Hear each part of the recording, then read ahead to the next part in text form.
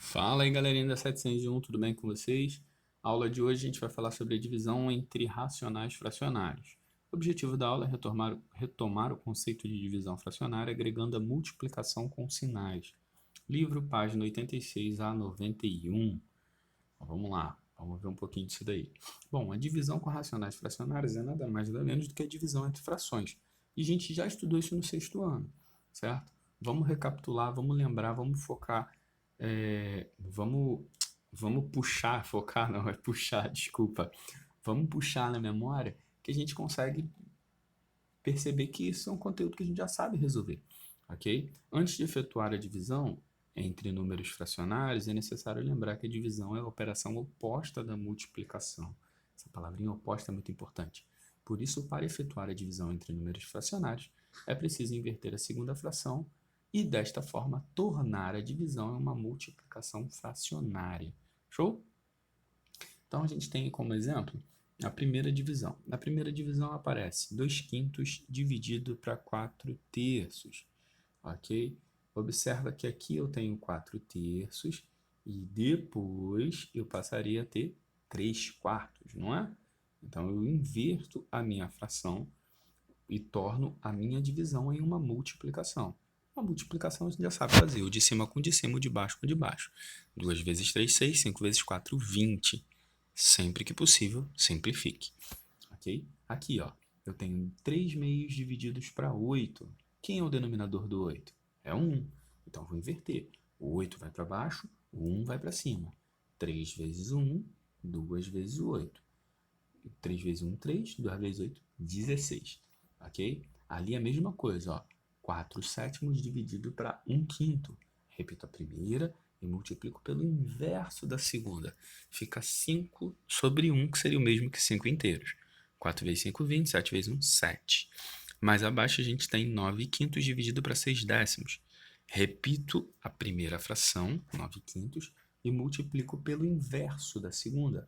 Observa que era 6 décimos e passou a se tornar 10 sextos. A gente inverte.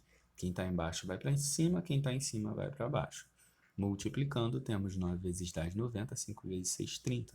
Simplificando por 30, meu resultado é 3. E por fim, 2 terços dividido para 4 nonos. Repito a primeira e multiplico pelo inverso da segunda. Fico com 2 terços vezes 9 quartos. Dá 18 dozeavos, simplificando por 6, 3 meios. A regra é simples, é sempre repetir a primeira fração e multiplicar pelo inverso da segunda fração, ok? Mas e se por acaso aparecer um sinal? Não muda em nada, a gente continua resolvendo da mesma forma. Eu só preciso entender que quando o meu sinal aparece, eu vou inverter a minha fração e não vou inverter, ou seja, definir o oposto, o simétrico do meu número. Eu só inverto a divisão. No caso, 10 terços passa a ser 3 décimos. 12 sétimos passa a ser 7 dozeavos. Mas o sinal, a posição na reta numérica, continua sendo a mesma. Eu não mexo com o sinal. Olha aqui, ó. Vamos pegar logo o segundo exemplo, porque o primeiro, a segunda é positiva. Então, vamos pegar aqui o segundo exemplo. Ó. Ali, ó.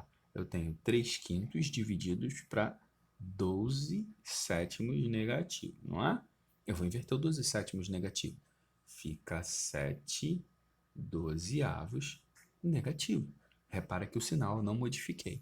E aí, o que eu faço? Eu aplico a multiplicação, como eu já sei. 3 vezes 7, 21. 5 vezes 12, 60. Fico com 21 sessentavos negativo.